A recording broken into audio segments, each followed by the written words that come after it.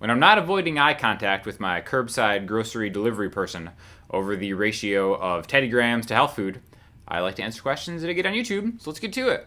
When you teach the possibilities of the song using the chord structure, you are teaching more than just this one song. It's like the proverb, you can give a man a fish and he'll eat for a day, or you can teach him to fish. So thanks for more than just a lesson on Little Wing.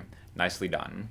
Thank you so much for watching. This is on my lesson on how to play Little Wing by Jimi Hendrix, which was 100% the breakthrough that I will never forget playing guitar, and I kind of want to just go over it for a second, just to kind of do a recap of the lesson, but not even so much the lesson, but just how learning Little Wing by Hendrix was the most important thing for my playing, and how it just opened up the entire fretboard, okay? So again, in standard tuning, you'd play Little Wing like in E minor, right? You'd start with an E minor to a G,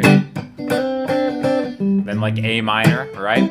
Back to E minor. But I remember I didn't really have a solid foundation of chord structure, and I just taught myself how to play guitar essentially just by looking at tabs on Ultimate Guitar, right?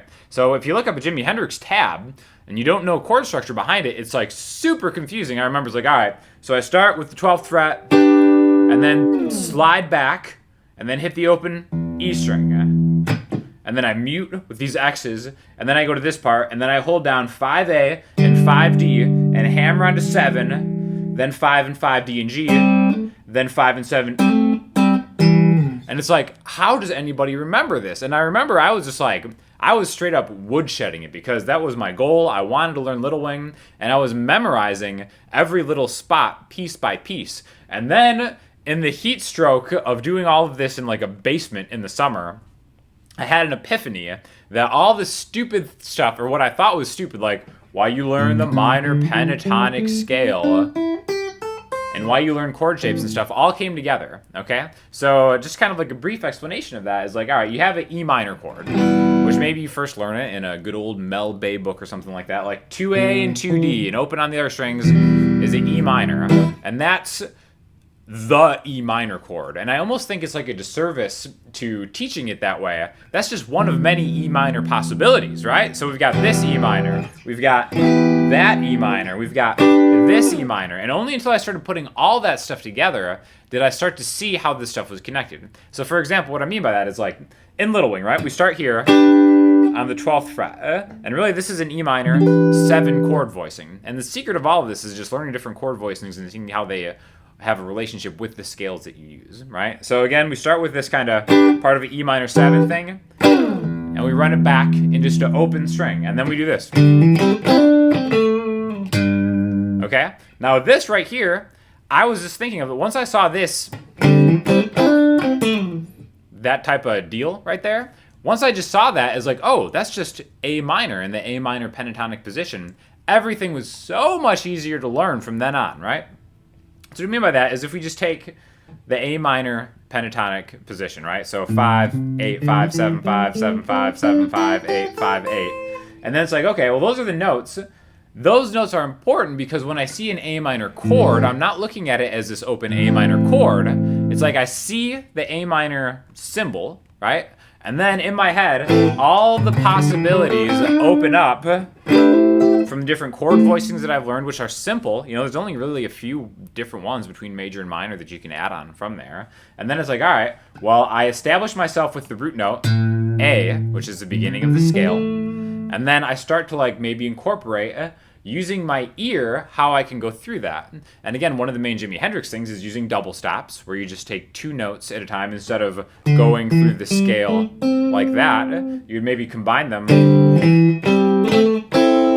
just by using maybe the string next to it, the string below it, the string above it, and then just kind of doing those hammer-ons through a scale. It's like, okay, well that right there, that's just A minor. That's just playing around in A minor. And then you listen to a song, and it's like, okay, well that's kind of something that's going up, that's going down, that's going up, that's going, that's down, okay? That's just all in A minor. And then I go to a G. It's like, all right, well, I know this G major bar chord. I know the major scale, maybe, right? I know that every time I have a G, the base of it is this G major triad, which is just the 3rd fret of the B string, the 4th fret of the G string, the 5th fret of the D string. I know that in any major chord, I can do this thing right here, where I have my middle finger and my ring finger, that I can always jump to, right? It's like, all right, well, that's just one more kind of tool in the arsenal. Every time I see a major chord, I can establish the root, and then do something like that. Use your ears to be like, all right, that's what Hendrix was doing. And again, this doesn't have to be a lesson on Hendrix. It's just like whatever playing style that you want to emulate. Really listen for how those chords are being played. Because even if you can't hear the chords, the lead playing is happening through chords. So I think chords is the ultimate way to really just build your musicianship in anything. And it's super essential. And that's what I tried to kind of pass along in that tutorial for Little Wing, which I'll link you below. Also, too, the masterclass that I made on just learning the fretboard in general is going to be on sale for the first 100 people to click the link below. So definitely check that out because I go through in more detail all the different positions. But again, it all comes down to major and minor. For like a bluesy thing, just do minor pentatonic, which is everybody's favorite because it's super easy to learn. You probably already know it. And then just apply them to chords. So find the root note on the E string. I think that's like the simplest place to start it. Be like, all right, B minor, 7th fret, minor. And then just kind of work on double stops, training your ear to know what it sounds like going up the scale and down the scale. But don't think of it as a scale. Think of it as music, right? And that's the great thing about double stops is they turn scales from scales into something more musical, which I think is super important. So again, that was the breakthrough that I had in my playing. And maybe if you haven't seen it explained that way, give it a shot because you will not be disappointed.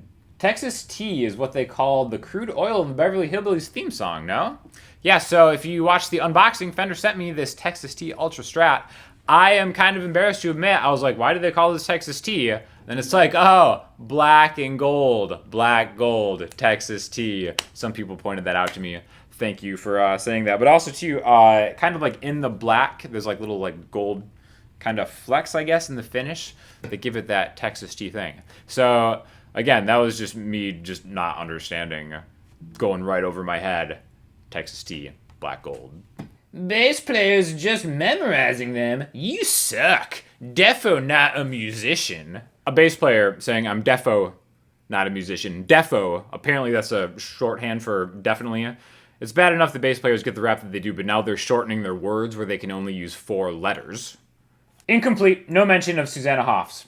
So, the smash hit of the summer, Ladies from the 80s music video that I debuted last week, where I just shout out some iconic women from the 80s.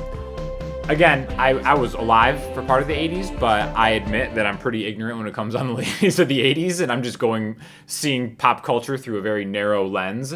And Susanna Hoff was the omission that actually most people alerted me to. I thought it was going to be like Madonna or Cyndi Lauper not being able to fit them in there, but Susanna Hoffs was resounding, the one that people told me to check out. She's the lead singer of the Bangles, I think.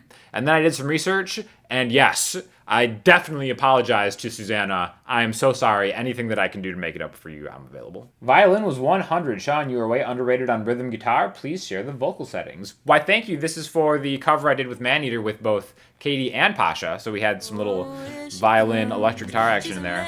The vocal settings are actually really simple. I just usually use my Audio-Technica AT4050 microphone, and then I go into the UA 6176 preamp, into the Apollo interface, and then as far as plugins go, I really just use the Fab Filter Pro Q3 EQ, and since it's already kind of getting some compression in there, I usually don't do a lot of compression in there, and then just the Native Instruments RC48 reverb, just like a little bit, like barely, like 8%, and honestly, that's it. So vocal settings aren't really spectacular, but the singer is, so that's kind of the dirty little secret, but thanks for checking it out.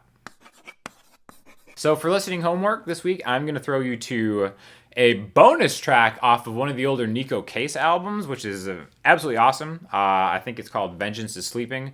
Great song. Definitely Nico Case is super underrated artist, in my opinion. Fox Confessor Brings the Flood is such a phenomenal album. This song is actually not off that album, but it's a great song anyways. So check that out. Definitely check out the masterclass. Because like I said, it's on sale for the first few people to go over there. And then if you have any questions or comments, hit me up in the comment section, Instagram, Twitter, or the website. I'll talk to you all soon. Thanks a lot.